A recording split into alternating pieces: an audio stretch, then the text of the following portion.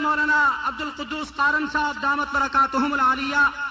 اب میں چند منٹ کے لیے استاد العلماء شیخ التفسیر والحدیث حضرت مولانا غلام نبی کٹانہ صاحب جو اس جامعہ فیض الاسلام کے محتمم ہیں اور الحمدللہ جامعہ اشرفیہ میں 9 سال پڑھایا ہے اور الحمدللہ یہ ساری خدمات ان کی ہیں، ان سے درخواست کروں گا کہ وہ تشریف لائیں.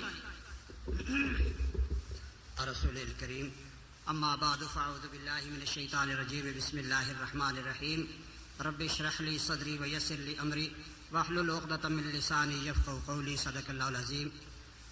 میرے معززین سامعین کرام، میں اپنے آنے والے معزز تمام اساتذہ کرام اور خصوصاً مہمان گرامی قائد اسلامی انقلاب حضرت مولانا علی شیر حیدری صاحب کا تہ دل سے شکر گزار ہوں کہ انہوں نے ہم پر احسان فرمایا اور اللہ رب العزت ان کی عمر میں عمل میں اللہ تعالیٰ ان کے مشن میں برکت پیدا فرمائے. میں صرف 1-2 باتیں عرض کرنا چاہتا ہوں آپ سے، زیادہ دیر آپ کے سامنے اور حضرت کے سامنے حائل نہیں ہونا چاہتا. بھائیو، میرے یہاں اساتذہ کرام تشریف فرما ہیں. استاد محترم شیخ التفسیر والحدیث حضرت مولانا قاضی فاروق احمد صاحب کھٹانہ اور استاد العلماء شیخ الحدیث والتفسیر استاد حضرت مولانا عبد القدوس صاحب قارن مد ظلہم العالی، میں ان دونوں حضرات کی موجودگی میں آپ کو صرف ایک بات بتلانا چاہتا ہوں. الحمدللہ آپ کے اس علاقے میں تقریباً 14واں سال ہے کہ اللہ رب العزت نے اپنے دین کی خدمت کے لیے موقع دیا ہے. میں اللہ سے دست بدعا ہوں کہ اللہ مجھے اسی خدمت کے ساتھ تا دم حیات مجھے قائم اور دائم رکھے اور اللہ ان خدمات کو اپنی رضا کے لیے قبول فرمائے اور اللہ تعالیٰ میرے ان اساتذہ کرام کو میرے لیے نگران اور نگہبان اور سر پہ ہاتھ رکھنے والا تا دیر حیات دائمہ نصیب فرمائے. آمین. بھائیو، یہاں اس علاقے کے اندر کچھ افواہیں ہیں جو افواہیں صرف مسلک علماء دیوبند سے تعلق رکھنے والے لوگوں کے اندر تفریق پیدا کرنے کے لیے ہے. ہمارے اکابر اور علماء کے کچھ تحقیقی اختلافات دلائل کے ساتھ ہیں، وہ علماء کے ہیں، عوام کے نہیں ہیں. ان مسائل میں سے ایک مسئلہ ہے حیات انبیاء علیہم الصلاۃ والتسلیمات کا. میرے اکابرین علماء دیوبند سے تعلق رکھنے والے حضور علیہ الصلاۃ والسلام کی حیات کے منکر نہیں ہیں. سارے میرے اکابر حضور کی حیات کے قائل ہیں. ہمارے علماء کا جو تحقیقی اختلاف ہے وہ صرف اس بات میں ہے کہ آیا وہ برزخی زندگی ہے یا یہ دنیا والی ہے، اور اس پہ بہترین میرے اساتذہ کرام کے ارشادات موجود ہیں. شیخ الحدیث اور محدث اعظم پاکستان حضرت مولانا سرفراز خان صاحب صفدر مدظ اللہ علیہ، اللہ نے توفیق بخشی 3 دفعہ مکمل قرآن کریم حضرت سے پڑھا ہے. جب یہ آیتیں آئی ہیں تو میرے حضرت نے فرمایا کہ ان میں ہمارے علماء کا کچھ اختلاف ہے اور راجع مرجو کا اختلاف ہے، کفر اور اسلام کا اختلاف نہیں ہے. اور شیخ التفسیر حضرت مولانا عبد الغنی صاحب جاجروی رحمہ اللہ رحیم جار خان والے، شیخ القرآن حضرت مولانا غلام اللہ خان صاحب رحمہ اللہ کے شاگرد خاص، ان سے بھی اللہ نے قرآن کریم پڑھنے کا موقع.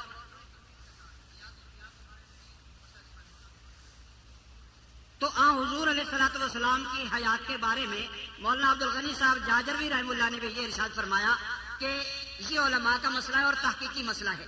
وہ مطلب یہ ہو گیا کہ میرے اساتذہ کرام میں سے سب حیات انبیاء کے قائل ہیں اور سب اس کا اقرار کرتے ہیں، اور الحمدللہ میرا بھی یہ عقیدہ ہے کہ انبیاء کرام علیہم الصلوۃ والتسلیمات زندہ ہیں، ان کی حیات کا کوئی انکار نہیں کرتا. اور صرف یہ بات کہ میرا یہ ایک ذہن ہے کہ میں اپنے اساتذہ میں تفریق نہیں کرنا چاہتا، میں بے ادب نہیں بننا چاہتا، تو اس کو بہانہ بنا کے علماء کے درمیان اختلاف نہ کھڑے کیے جائیں، بلکہ اپنے اساتذہ کرام کا ادب و احترام کرتے ہوئے انبیاء علیہ الصلوۃ والتسلیمات کی جس حیات کے بارے میں ہمارے اساتذہ نے ہمیں بتایا ہے کہ ہمارے انبیاء علیہ الصلوۃ والتسلیمات زندہ ہیں. یہ جو الزام ہے، کبھی کہہ دیتے ہیں جی یہ کھٹانہ تلونڈی میں معتزلی آ گیا ہے، کبھی کہتے ہیں عذاب قبر کا منکر ہے. حاشا وکلا، عذاب قبر کا منکر ہے میرے اساتذہ بیٹھے ہیں. عذاب قبر کا منکر کافر ہوتا ہے، اور الحمدللہ ہم عذاب قبر کے بھی قائل ہیں جو ہمارے اساتذہ کی تحقیق ہے. آپ کو اگر شبہ ہو تو آپ تفاسیر دیکھیں، مولانا مفتی محمد شفیع صاحب رحمہ اللہ حضرت تھانوی رحم اللہ، علامہ عثمانی شبیر احمد صاحب عثمانی رحم اللہ، فتاوی میں کفایت المفتی، فتاوی دارالعلوم دیوبند، یہ سارے الحمدللہ ہم آیات انبیاء علیہ الصلوۃ والتسلیمات تسلیم کے قائل ہیں. یہ ہم پر الزام ہے اور جھوٹا الزام ہے، اور صرف یہ ہمارے پیٹ کا اختلاف ہے. میں اس بات کی اپنے اساتذہ کے سامنے وضاحت کرنا چاہتا تھا کہ اللہ رب العزت نے انبیاء شہداء کو جو خاص حیات بخشی ہے، میں اس کا قائل ہوں. میں زیادہ دیر آپ کے سامنے حائل نہیں ہونا چاہتا. اللہ سے دعا ہے کہ اللہ ہمیں اپنے دین کے لیے قبول فرمائے اور خدمت دین کے لیے مرتے دم تک جو ہے وہ قائم اور دائم فرمائے. اللہ تعالیٰ ان اساتذہ کا دست شفقت میرے سر پہ ہمیشہ رکھے. اللہ سے دعا ہے کہ اللہ ہم سب کو اپنے دین کے لیے قبول فرمائے.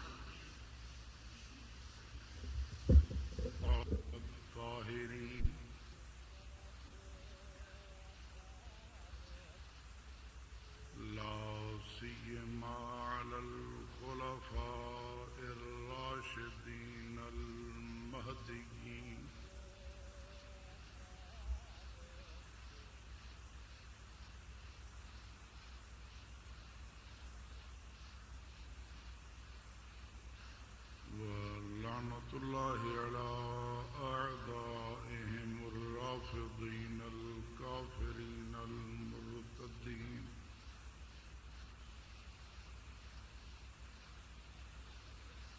أما بعد فأعوذ بالله من الشيطان الرجيم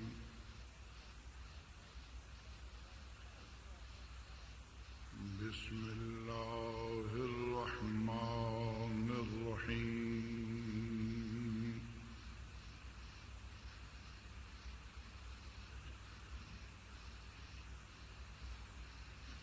ما كان محمد أبا أحد من الرجال ولكن رسول الله وخاتم النبيين وكان الله بكل شيء عليما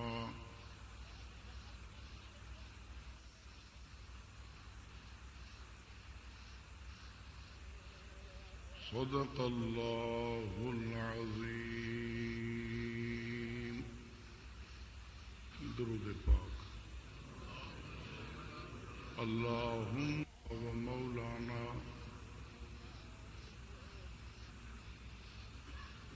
محمد النبي الأمي وعلى آله وصحبه وبارك وسلم عدد كل معلوم لك دائما أبدا أبدا.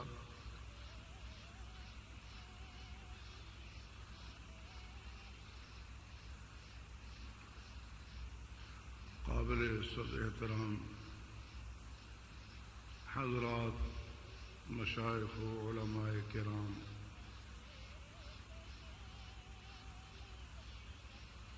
اللہ تعالیٰ کا لاکھ لاکھ احسان ہے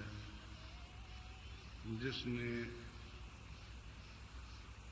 ہمیں حضرت محمد الرسول اللہ صلی اللہ علیہ وسلم کا امتی بنایا اور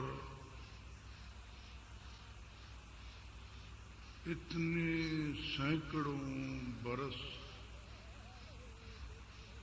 کہ آج 1430 ہجری ہے، سینکڑوں برس گزرنے کے بعد بھی ہم تک حرف بحرف صحیح دین پہنچایا اور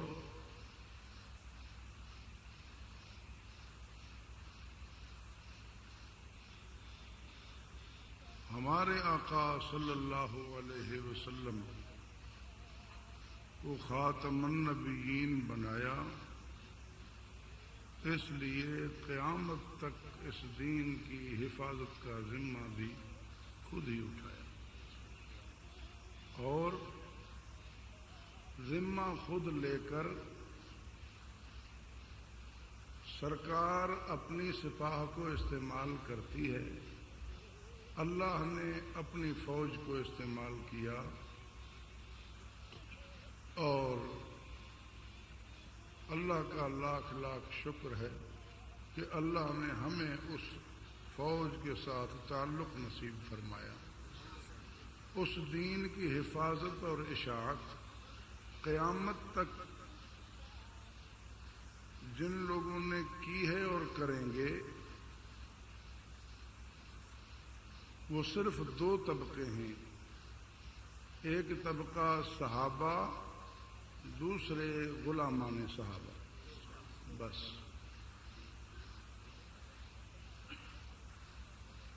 اور ان پر حملہ پورے دین پر حملہ ہے. ان کے مقام کی حفاظت پورے دین کی حفاظت ہے. پھر غلامان صحابہ میں اور صحابہ میں آپس میں کئی طبقات ہیں. مہاجرین میں بہت سارے طبقات ہیں اور غلامان صحابہ میں بھی بہت سارے طبقات ہیں. مہاجرین میں صحابہ میں مہاجرین انصار طبقے ہیں. اہل بدر، اہل بیعت الرضوان طبقے ہیں. عشرہ مبشرہ، خلفائے راشدین،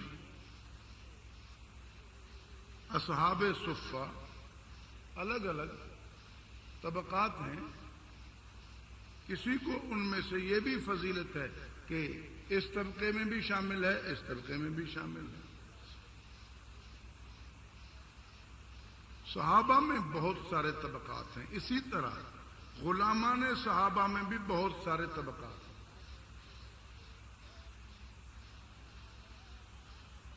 بہت سارے طبقات ہیں. لیکن بڑی تقسیم یہی ہے.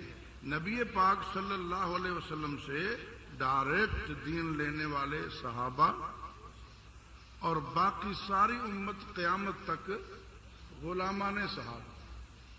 آپس میں ان کے بہت سارے طبقات ہیں، مختلف لحاظ سے تقسیمات ہیں.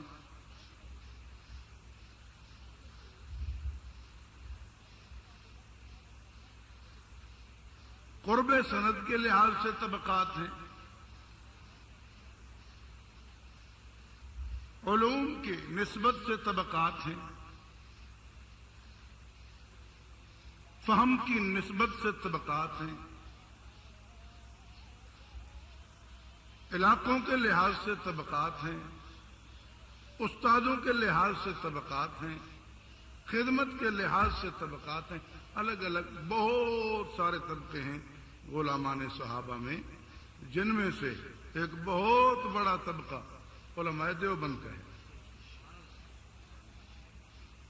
ابھی جو آپ نعرہ لگا رہے تھے تو علماء دیوبند بھی ان طبقات میں سے ایک طبقہ ہے. اور بڑا نام وہ کیا ہے؟ غلامان صحابہ، جس کو آپ عرف عام میں کہتے ہیں اہل السنت. اسی لیے جب بات ہو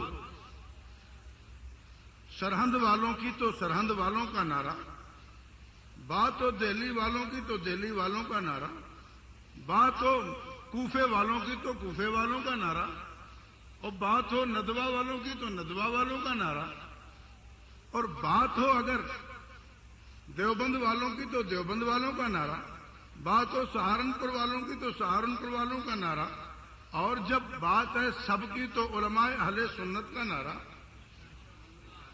اور میں اپنے حساب سے تو یہی عرض کروں گا، میری دعوت تو مولانا حق نواز رحمت اللہ تعالی علیہ کے مشن والی یہ ہے کہ صحابہ کے غلامی کا دعویٰ کرنے والے سب کو ہماری دعوت ہے.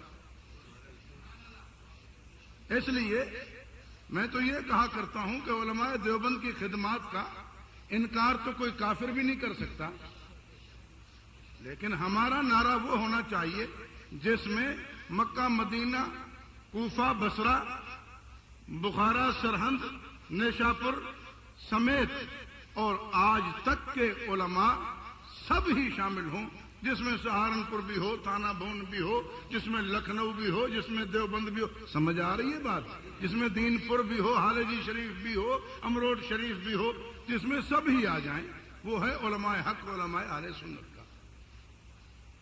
اور میں یہ گزارش کیا کرتا ہوں کہ کم از کم اپنے اختلافات کی بات میرے سامنے نہ کیا کرو، اب بھی نہ ہوتی تو بہتر تھا، لیکن حضرت نے یہ تو کہہ دیا عوام کی بات نہیں، پھر عوام کے سامنے بات کر بھی دی۔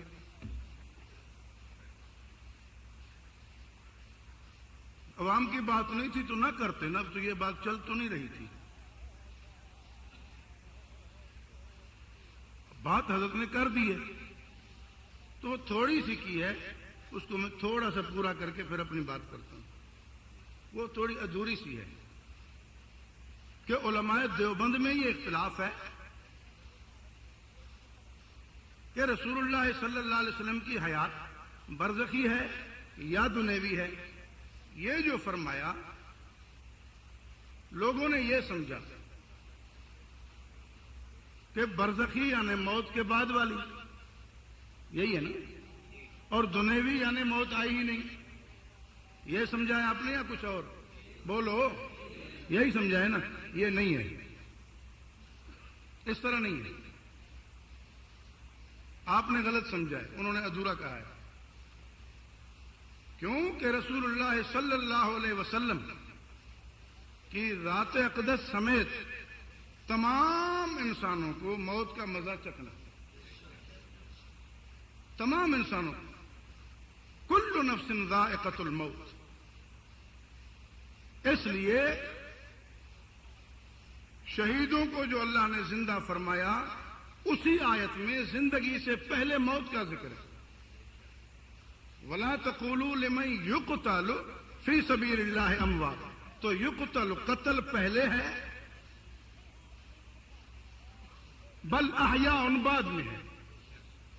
وَلَا تَحْسَبَنَّ الَّذِينَ قُتِلُوا فِي سَبِيلِ اللَّهِ أَمْوَاتًا بل احیاء، یہاں بھی قتلوا قتل ہو گئے، یہ بات پہلے ہے، اور احیاء زندہ ہیں یہ بعد میں ہے۔ یقتل قتلوا، ان کا قتل ہونا پہلے ذکر فرمایا اور احیاء بعد میں ذکر فرمایا، تو دنیوی زندگی کی حد ہے اس موت تک۔ دنیوی زندگی آتے آتے جب موت پر آ جائے تو رک جاتی ہے، سمجھ آئی؟ قتل ہو گئے تو دنیوی زندگی ختم، موت کا مزہ چکھ لیا۔ من کان یعبد محمدا فإن محمدا قد مات، موت کا مزہ چکھ لیا۔ قتلوا، شہیدوں نے موت کا مزہ چکھ لیا۔ ان محمدا قد مات، رسول اللہ صلی اللہ علیہ وسلم نے موت کا مزہ چکھ لیا۔ اب یہ بات یہاں پوری ہو گئی، لیکن شہیدوں کے موت کو اللہ نے بیان فرمایا، قتلوا، اور رسول اللہ صلی اللہ علیہ وسلم کی رحلت کو جناب صدیق اکبر نے بیان فرمایا۔ یاد رکھیں، اگر کوئی کہے کہ نبی پاک صلی اللہ علیہ وسلم کی موت واقع ہو گئی، یہ قرآن سے ثابت کروں گا تو نہیں کر سکے گا، ہو گئی، انکا میتن پڑھے گا نا، اس کا معنی اگر یہ ہے کہ نعوذ باللہ آپ فوت ہو گئے تو پھر تو فوت ہونے کے بعد ہی آیت نازل ہوتی نا۔ جب یہ آیت نازل ہوئی انکا میتن، تو آپ زندہ تھے یا نہیں؟ بولو، آیت کس پہ نازل ہوئی تھی؟ تو زندگی میں نا، تو انکا میتن بھی سچی اور حضور بھی زندہ، اب اگر کوئی کہے بھئی اگر انک میتن پڑھتے ہو تو پھر زندہ کیسے، تو اسے یہی کہا جائے گا جب یہ آیت نازل ہوئی انک میتن، اس وقت آپ زندہ ہیں کہ نہیں، اور آیت بھی سچی ہے کہ نہیں؟ اس وقت اگر آپ بھی زندہ ہیں، آیت بھی سچی ہے، تو بعد میں بھی ہو سکتا ہے. سمجھ آئی بات؟ تو دنیوی زندگی کا بارڈر ہے موت چکھنے تک، ختم. اور موت کا منکر ہم مسلمان نہیں مانتے. رسول اللہ صلی اللہ علیہ وسلم سمیت ہر انسان کو موت کا مزہ چکھنا ہے. جو موت سے پہلے اٹھا لیا گیا اس دنیا سے، اس کو واپس کر کے موت کا مزہ چکھایا جائے گا. موت کا مزہ بہرحال چکھنا ہے، اور آپ صلی اللہ علیہ وسلم نے چکھ لیا. اب اس کے بعد یہ اختلاف کہ آپ کی زندگی دنیوی ہے یا برزخی ہے، اس کا یہ معنی نہیں ہے کہ موت آئی یا نہیں آئی. موت آ گئی، موت آ گئی. اب اگر کوئی دنیوی کہے گا تو اس معنی سے کہ روح مبارک کا تعلق اسی جسم مبارک سے ہے، جو دنیا میں تھا اسی جسم مبارک سے روح. وہی کہتے ہیں برزخی بھی، کہ وہ زندگی ہے کہاں، اس دنیا میں یا عالم برزخ میں؟ تو عالم برزخ میں ہے. یہ نہیں ہے کہ وہ کہتے ہیں دنیوی ہے، یہ کہتے ہیں برزخی ہے. یہ نہیں ہے، یہ نہیں ہے. وہی کہتے ہیں دنیوی یعنی دنیا والے جسم میں، اور برزخی یعنی ہے عالم برزخ میں. دو طبقے یوں نہیں ہیں کہ بعض کہیں دنیا والے جسم میں یعنی موت آئی ہی نہیں ہے، اور بعض کہیں کہ نہیں جناب موت آ گئی. یہ نہیں ہے. پاک علیہ السلام کا جو جسم مبارک دنیا میں تھا اسی جسم مبارک کے ساتھ روح کا تعلق ہے. اللہ نے اسی کو زندگی عطا فرمائی. جس طرح شہید کا جو جسم قتل ہوا وہی زندہ ہے. اگر قتل ہونے والا اور ہے، زندہ اور ہے، پھر تو کوئی بات نہ ہوئی. قرآن نے بیان یہی کیا ہے کہ جو قتل ہو گئے وہ زندہ ہے. تو جس نے موت کا مزہ چکھا وہ زندہ ہے. سمجھ آ رہی ہے بات؟ اور اس میں علماء دیوبند میں کوئی اختلاف نہیں. میں چیلنج سے کہتا ہوں، علماء دیوبند کا کیا معنی ہے؟ میں، تو، اس طرح. تو پھر آج اگر کوئی نیا مسئلہ نکالے وہ بھی کہیں گے علماء دیوبند میں اختلاف ہے. نہیں.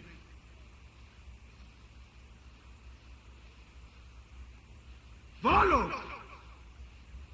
جنہیں اکابر کہا جاتا ہے، دیوبند کے اکابر کہا جاتا ہے، جنہیں جو نام آج لیے یہ بھی اپنے اکابر مانے. جو آج نام لیے جا رہے ہیں نا ہمارے اکابر جو ہیں، یہ بھی انہیں اکابر مانے. بات ہے وہاں تک پوری. اور وہ حضرت مدنی تک، جہاں تک کسی نے دم نہیں مارا کہ ہم ان کو نہیں مانتے. آگے ایک حد وہ آئی کہ سامنے کہا جی مانتے ہیں، پیچھے کہا جی نہیں مانتے. قاری طیب صاحب رحمت اللہ علیہ وہ اس درجے پہ ہیں کہ انہیں سامنے کہا جاتا ہے مانتے ہیں، پیچھے کچھ مانتے ہیں، کچھ کہتے ہیں جی ہم نہیں مانتے. مولوی طیب کو ضرور راضی کرنا. تو وہ بات نہ رہی نہ رہی. تو اس کے بعد ہر کوئی اپنی اپنی جگہ پر ہے. اکابر کا مسئلہ ختم ہو گیا وہاں تک جہاں تک سب نے کہا تھا مانتے ہیں. علماء دیوبند، اکابر دیوبند کی بات ہے تو وہ حضرت مدنی، حضرت تھانوی تک. ان کے معاصرین اس دور والے، ان میں کوئی اختلاف نہیں ہے، کوئی اختلاف بالکل نہیں ہے. اب آگے جا کے کوئی نئی نئی باتیں کرے تو پھر تو قادیانی بھی کہتے ہیں جی ختم نبوت کے مسئلے پر امت میں اختلاف ہے. وہ اپنے آپ کو بھی تو امت میں کہتے ہیں نا. ہم کہتے ہیں نہیں، یہ امت سے اختلاف ہے. سمجھ آ رہی ہے نا؟ امت سے اختلاف ہے، امت میں اختلاف. وہ کہتے ہیں ہم جو امتی ہیں، ہم جو امتی ہیں. ہم کہتے ہیں آپ امتی نہیں ہیں. آپ امتی نہیں ہیں. امت میں اختلاف آپ تک نہیں ہوا. اب آپ نے نیا اختلاف ڈالا ہے نا, تو آپ امت میں نہیں ہیں. اس طرح اگر آج کوئی نیا عقیدہ بنائے اور وہ ہو دیوبندی کہلانے والا اور کہے جی علماء دیوبند میں اختلاف ہے, تو علماء دیوبند میں اختلاف نہیں ہے, وہ علماء دیوبند سے اختلاف ہے. وہ علماء دیوبند سے اختلاف ہے, علماء دیوبند میں اختلاف نہیں ہے. خیر, یہ بات پوری ہوئی. اور جو بات حضرت نے فرمائی تھی وہ آپ نے غلط سمجھی تھی, میں نے اس کی وضاحت کر دی. اب درود پاک پڑھیے. اللہم صلی علی سیدنا و مولانا محمد النبی الامی وعلی آلہ و اصحابہ وبارک وسلم.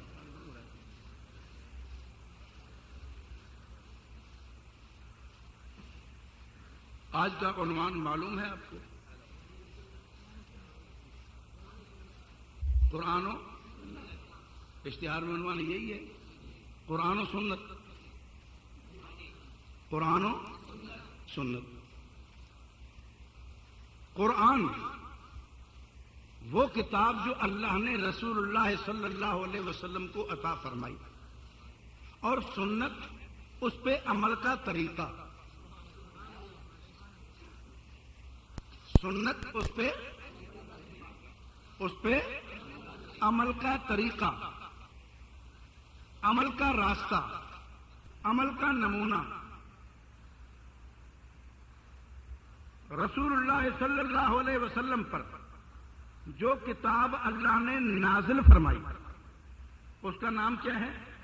بولو. قرآن بھی, فرقان بھی. قرآن بھی,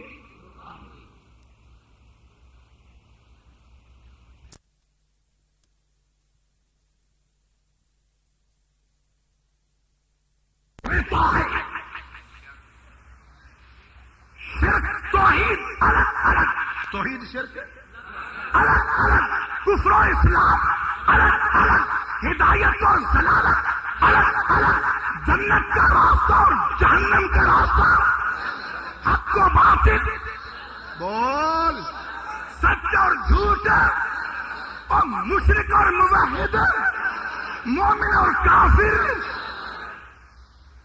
الگ الگ کرتا ہے. قرآن الگ کرنے کے لیے آیا اور تجھے اکٹھا کرنے کی فکر ہے, پاگل تو نہیں؟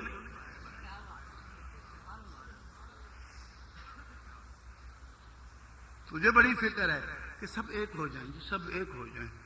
کیا مطلب؟ قرآن نے محمد الرسول اللہ صلی اللہ علیہ وسلم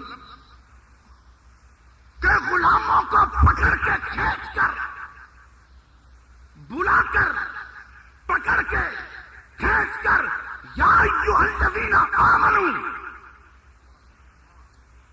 اے اہل ایمان, لا تتخذوا آباءکم و اخوانکم اولیاء ان استحبوا الکفر علی الایمان. فرمایا کہ اگر ایمان کو چھوڑ کر کفر کو پسند کریں, تمہارا باپ ہو تب بھی, بھائی ہو تب بھی, وہ تمہارا نہیں, اس سے پیار نہ کرنا. فرما دیا تھا یا ایھا الذین آمنوا لا تتخذوا الکافرین اولیاء, کافرین کو اپنا دوست نہ بنانا. لیکن پھر شاید کوئی کہے جی دوستو یہ تو باپ ہے نا, کیا کروں, یہ تو بھائی ہے نا, کیا کروں. پھر نام لے کر فرمایا لا تتخذوا آباءکم و اخوانکم اولیاء ان استحبوا الکفر علی الایمان.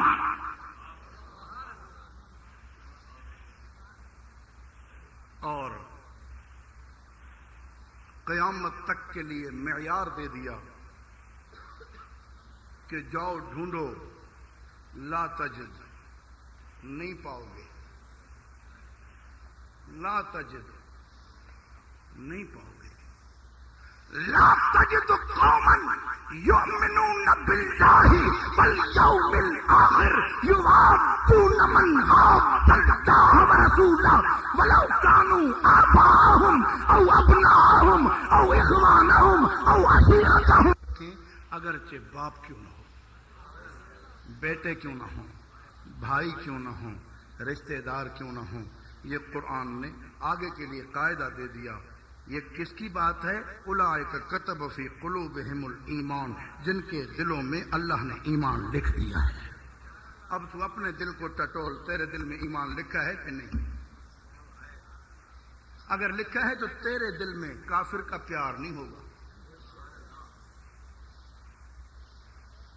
پھر محمد الرسول اللہ صلی اللہ علیہ وسلم کی صحبت کا اثر ایمان ہے، اور محمد کی غلامی کا اثر ایمان ہے۔ اور پتہ ہے حضور کی معیت میں، حضور کی غلامی میں جو اثر ہوتا ہے نا، اللہ نے بھیجا ہی اس لیے، ورنہ صرف قرآن بھیج دیتا۔ فرشتے آ کر اندھیری رات میں اچانک روشنی ہو جاتی، فرشتے لے کر قرآن آ کے رکھ جاتے بڑی پہاڑی پہ، آؤ قرآن پڑھو، عمل کرو۔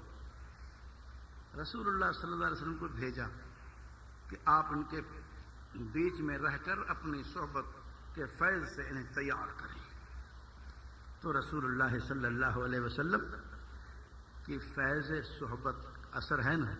بولو اثر کیا ہے؟ قرآن کریم نے بیان فرمایا، عمل یہ ہے کہ یتلو ساتھ رہے، ان میں جو صفات پیدا ہوئی یہ پیغمبر کا اثر ہے۔ وہ تلاوت کے بعد، تزکیہ کے بعد، تعلیم کے بعد اثر کیا ہوا؟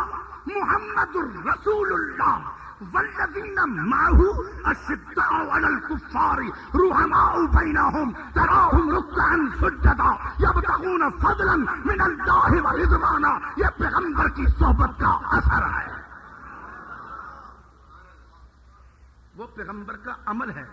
اور اس عمل کے ساتھ اثر کیا ہوا؟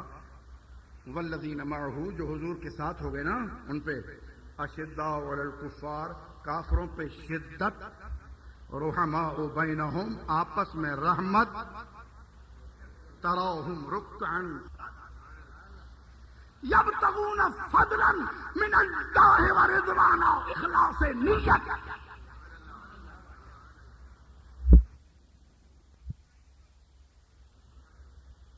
کافروں پہ شدت، کافروں پہ آپس میں رحمت، اللہ کی عبادت اور اخلاص نیت، یہ اللہ نے رسول اللہ صلی اللہ علیہ وسلم کا فیض معیت بیان فرمایا۔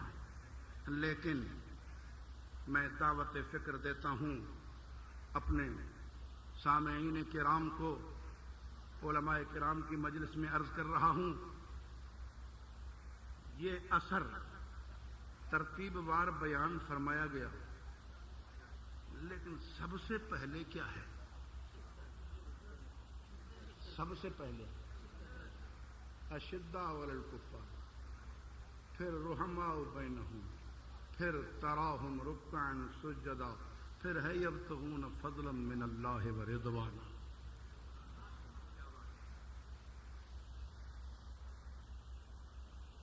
اللہ اکبر۔ پہلے شدت، پھر آپس میں رحمت، پہلے کافروں پہ شدت، پھر آپس میں رحمت، پھر اللہ کی عبادت، اور سب سے آخر میں اخلاص نیت۔ یہ تو مہر ہے نا سب کی قبولیت کی۔ لیکن ترتیب یوں رہی کہ سب سے پہلا اثر حضور کے ساتھ ملنے کا، اللہ کے دشمنوں سے نفرت ہو جاتی ہے، دین کے دشمنوں سے سچا پیار، سچی محبت جیسے ہی اللہ کی آئی، یہ سچی محبت کا لازمہ ہے۔ اس کا دوسرا نام غیرت ہے، اس کا دوسرا نام، اور یہ جو نفرت ہے، یہ جو شدت ہے، محبوب کے دشمن سے نفرت، اسی کا نام تو غیرت ہے۔ تو حضور کی معیت، حضور کی صحبت، حضور کے فیض، پہلا اثر غیرت ہے۔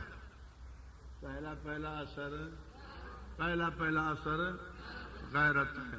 مومن بے عمل ہو سکتا ہے، بے غیرت نہیں ہوتا.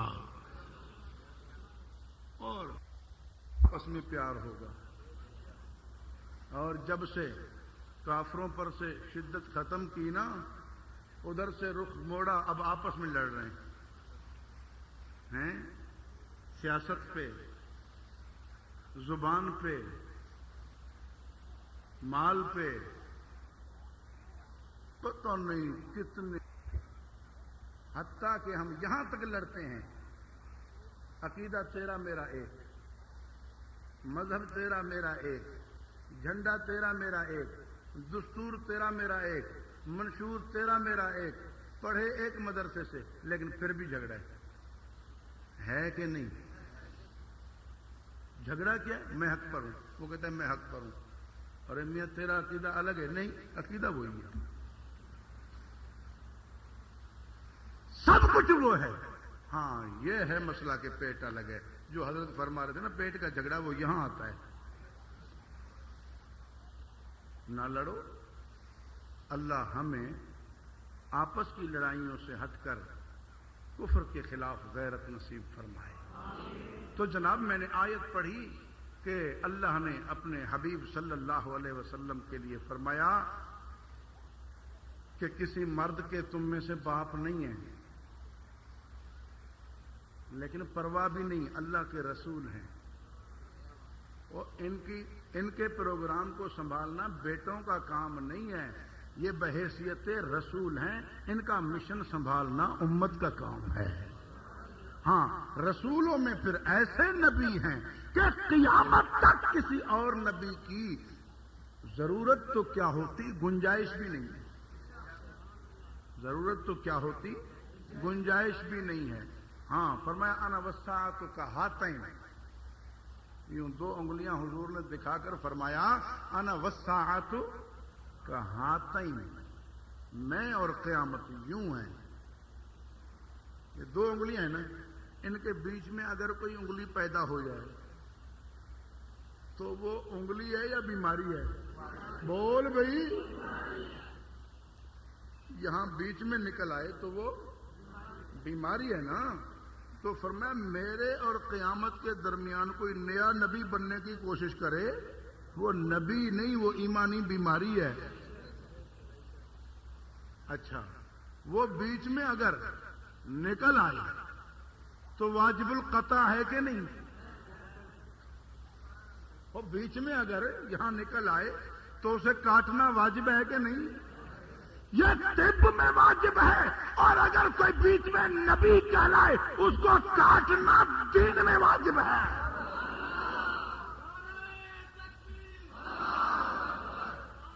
اب کوئی نیا نبی نہیں آنا. یا اللہ پھر یہ قیامت تک بات کیسے چلے گی؟ فرمایا وکان اللہ بکل شیء علیم، اللہ ہر بات کو جانتا ہے، اسے پتہ ہے. اب کوئی نیا نبی نہیں بھیجوں گا، اللہ نے خود ذمہ لیا ہوا ہے. اب پوری دنیا میں پہنچانا بھی اللہ کے ذمے اور قیامت تک رکھنا بھی. یا ایھا النبی حسبک اللہ ومن اتبعک من المؤمنین. اے نبی تمام امور میں تیرے لیے اللہ کافی ہے، اور جو تیرے تابع دار ہیں نا یعنی مومنین، یہ کافی ہے. ما فوق الاسباب اللہ کافی ہے، ما تحت الاسباب مومنین کافی ہیں. یعنی ڈیوٹی لگانے کے لیے، توفیق دینے کے لیے اللہ کافی ہے، اور ڈیوٹی نبھانے کے لیے مومنین کافی ہے. اس وقت جب رب نے فرمایا، اور جب قرآن آیا، جبریل آیا، حضور پہ نازل ہوا، تیرے لیے اللہ کافی ہے اور مومنین کافی ہیں. اس وقت یہ مومنین کون ہیں؟ صرف ماننے والے بولیں، صرف ماننے والے، صرف ماننے والے بولیں، اور ہاتھ کھڑا کر کے بولیں. کون؟ اس وقت صحابہ، او یا اللہ پھر سیدھا ہی کیوں نہیں فرما دیا تیرے لیے اللہ کافی ہے اور صحابہ کافی ہیں؟ فرمایا نہ مومنین کا عنوان اختیار فرمایا، کیونکہ بات ہے قیامت تک کے لیے، بات ہے قیامت تک کے لیے، تو عنوان فرمایا مومنین کا، یعنی اس وقت صحابہ اور قیامت تک غلامان صحابہ، یہ کافی ہیں دین کی حفاظت کے لیے، آپ کے پیغام کو ہر جگہ پہنچانے کے لیے اور قیامت تک محفوظ لے جانے کے لیے یہ کافی ہیں صحابہ، اور ان کا مشترکہ نام ہے مومنین۔ مشترکہ نام کیا ہے؟ اس وقت کئی تھے جو صحابہ نہیں تھے، صحابہ نہیں تھے، کہتے تھے ہم مومنین ہیں۔ صحابہ نہیں تھے، کہتے تھے ہم مومنین ہیں، قرآن فوراً آ کر کہہ دیتا وما ہم بمومنین، یہ مومنین نہیں ہے، یہ مومنین نہیں ہے، کیونکہ مومنین پہلا دعویٰ مہاجرین کا اولئک هم الصادقون، وہ سچے ہیں، وہ سچے ہیں۔ اب آگے وہی جو یحبون من ہاجر الیہم، مدینے میں وہ جو مہاجرین سے پیار رکھیں، جو مہاجرین سے، وہ اگر کلمہ پڑھیں مہاجرین سے پیار نہ رکھیں تو وہ نہیں۔ اور مہاجرین و انصار گزر گئے، پھر والذین جاؤوا من بعدہم، دور ہجرت ختم ہوا، ہجرت کے ساتھ نصرت آٹومیٹک پورا ہو گیا۔ والذین جاؤوا من بعدہم یقولون ربنا اغفر لنا ولاخواننا الذین سبقونا بالایمان، بعد میں وہ جو مہاجرین و انصار کے لیے دعا کریں، ایک ایک کا نام لے کر رضی اللہ عنہم، رضی اللہ عنہم، رضی اللہ، یہ کیا ہے؟ اور ان کے علاوہ، ان تین طبقوں کے علاوہ الم تر الی الذین نافقوا، یہ دیکھیں منافق، منافق کون ہوتا ہے؟ وہ کافر جو مومن کہلاتا ہے۔ منافق کون ہوتے ہیں؟ منافق کوئی الگ چیز نہیں ہے، لوگ سمجھتے ہیں ایک ہوتا ہے مومن، ایک ہوتا ہے کافر، منافق شاید کوئی بین چیز ہے، نہیں، منافق بھی کافر کی ایک قسم ہے، لیکن وہ قسم ہے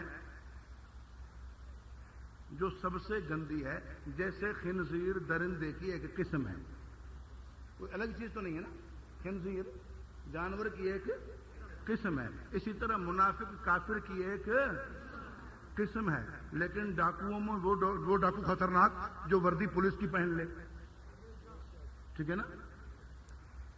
ڈاکوؤں میں اگر کوئی ڈاکو پولیس کی وردی پہن لے تو وہ سب سے خطرناک ہیں کہ نہیں؟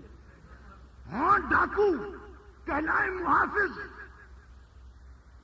وہ خطرناک ہیں کہ نہیں؟ کیونکہ ان سے کوئی لڑے گا نہیں، جس کو کہیں ادھر چل وہ چلا جائے گا بیچارہ، بعد میں پتا چلے گا او ڈاکو کہتے چلے گا۔ سمجھ آ رہی ہے بات؟ تو جو ڈاکو پولیس کی وردی پہن لے وہ سارے ڈاکوؤں میں خطرناک ہیں کہ نہیں؟ سمجھ آ رہی ہے بات؟ اسی طرح وہ کافر جو مومن کہلائیں جہنم کے سب سے نچلے طبقے میں ہیں، کیونکہ سب سے گندے ہیں، یہ ہیں منافقین۔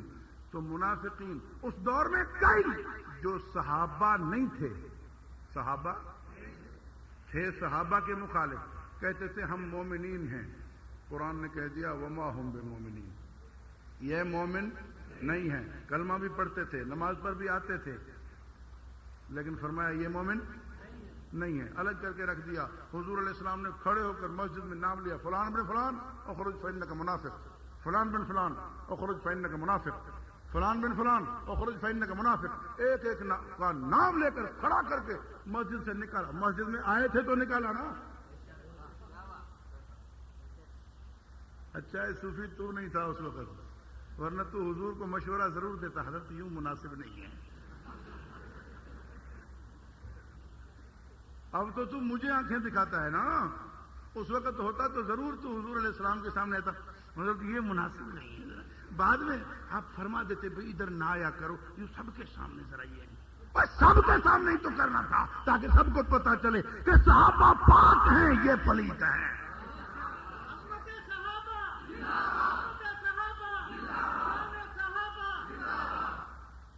تو اس وقت سچے مومنین تھے صحابہ، اور دوسرے صحابہ کے دشمن مومنین کہلاتے تھے لیکن مومنین۔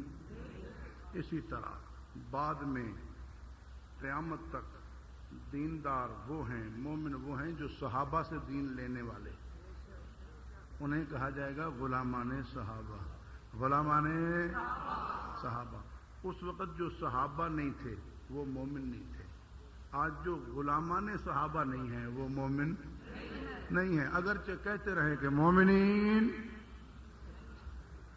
لیکن وما ہم بمومنین۔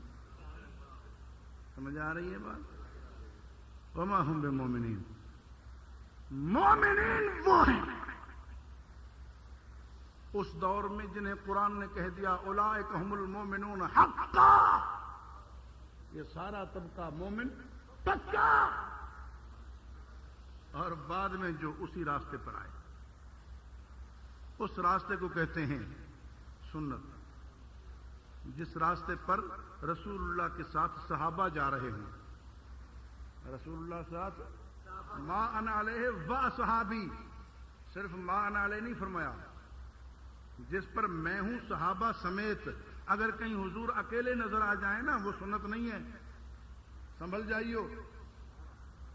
اگر کہیں حضور اکیلے نظر آئیں اور صحابہ وہ کام نہیں کر رہے تو یوں نہ کہیو کہ صحابہ کو عشق نہیں تھا، ہمیں عشق ہے، ہم تابعداری کر رہے ہیں۔ نہیں نہیں، احتیاط کریو، تم سے بڑے عاشق وہ تھے۔ اگر کسی حدیث پہ ان کا عمل نہیں ہے تو سمجھو وہ نبی کے لیے مخصوص ہے یا منسوخ ہے یا کوئی عذر تھا، بہرحال امت کے لیے نہیں ہے۔ اگر امت کے لیے ہوتی تو صحابہ سب سے پہلے عمل کرتے۔ اس لیے اگر حضور کہیں اکیلے نظر آئیں تو وہ حدیث ہوگی، سنت نہیں ہوگی۔ نیند سے اٹھ کر حضور نماز پڑھا دیں تو حدیث ہوگی، سنت نہیں ہوگی۔ اگر رسول اللہ صلی اللہ علیہ وسلم 4 سے زیادہ بیویاں بیک وقت رکھیں تو حدیث ہے، سنت نہیں۔ سمجھ آ رہی ہے بات؟ اس لیے ہم آپ سے یہی عرض کرتے ہیں کہ حضور نے فرمایا علیکم بسنتی و سنت الخلفاء الراشدین۔ حدیث پڑھنے کی چیز ہے، عمل کی چیز سنت ہے۔ سمجھ آئی گا بات؟ تھی قرآن و سنت۔ تو سنت الطریقۃ المسلوکۃ المرضیۃ فی باب الدین، وہ راستہ جو شارع عام ہے، شارع عام جس پر جماعت جا رہی ہے، افواجا یدخلون فی دین اللہ افواجا، یہ صحابہ جا رہے ہیں، پیچھے تابعین جا رہے ہیں، تبع تابعین جا رہے ہیں، اس وقت کے مومنین سے آج کے مومنین تک جو اس راستے پہ جا رہے ہیں، یہ ہے سنت۔ اب کوئی شاذ و نادر پگ ڈنڈی کہیں سے نکالے وہ سنت نہیں ہے۔ تو اس کے لیے آسان سا قاعدہ ہے میرے بھائیوں کہ سنت وہ ہے جو صحابہ سے ملے، دین وہ ہے، شریعت وہ ہے جو صحابہ سے ملے۔ کوئی بھی تمہارے سامنے کوئی چیز پیش کرے گی یہ دین ہے، بولو صحابہ سے ملی ہے؟ اگر صحابہ سے ملی ہے تو ٹھیک ہے، دین ہے، اور صحابہ سے نہیں ملی تو ادھر سے بند باندھا ہوا ہے۔ سنت وہ ہے، دین وہ ہے، شریعت وہ ہے جو صحابہ سے ملے، کوئی نئی چیز داخل نہیں ہو سکتی۔ اور یہی الفاظ ذرا یوں بھی محفوظ کر لو، جو کچھ صحابہ سے ملے وہ دین ہے۔ پہلی بات میں نے کیا عرض کی؟ دین وہ ہے جو صحابہ سے ملے، شریعت وہ ہے، بولو بولو، سنت وہ ہے۔ اب اسی جملے کو یوں محفوظ کریں تاکہ دوسری طرف بند بن جائے، جو صحابہ سے ملے وہ سنت ہے، جو صحابہ سے ملے وہ شریعت ہے، جو صحابہ سے ملے وہ دین ہے۔ اب کوئی چیز اس میں سے نکل نہیں سکتی۔ دین وہ ہے جو صحابہ سے ملے. اب کوئی نئی چیز داخل نہیں ہو سکتی. جو صحابہ سے ملے وہ دین ہے. اس میں سے اب کچھ نکل نہیں سکتا. نہ کوئی عقیدہ نکل سکتا ہے, نہ کوئی عمل نکل سکتا ہے. سمجھ آ رہی ہے بات؟ کوئی وہاں سے عقائد نکالنا چاہتے ہیں, کوئی وہاں سے اعمال نکالنا چاہتے ہیں. نہیں, صحابہ پہ پکے ہو جاؤ, صحابہ والے بن جاؤ. پھر مکے والے بھی وہ, مدینہ والے بھی وہ, ان کے پیچھے چلے آؤ. کوفے والے بھی یہ, بصرہ والے بھی یہ, دہلی والے بھی یہ, بخارا والے بھی یہ, نیشاپور والے بھی یہ, سرہند والے بھی یہ, دیوبند والے بھی یہ. صحابہ اور غلامان صحابہ, یہاں تمہیں دین محفوظ ملے گا. اللہ تبارک و تعالی ہم سب کو قرآن و سنت پہ, شریعت پہ عمل کرنے کی توفیق بخشے, اخلاص سے دین حق پہ قائم رکھے. وآخر دعوانا الحمدللہ رب العالمین. اللہ رب العالمین. اللہ رب العالمین. اللہ رب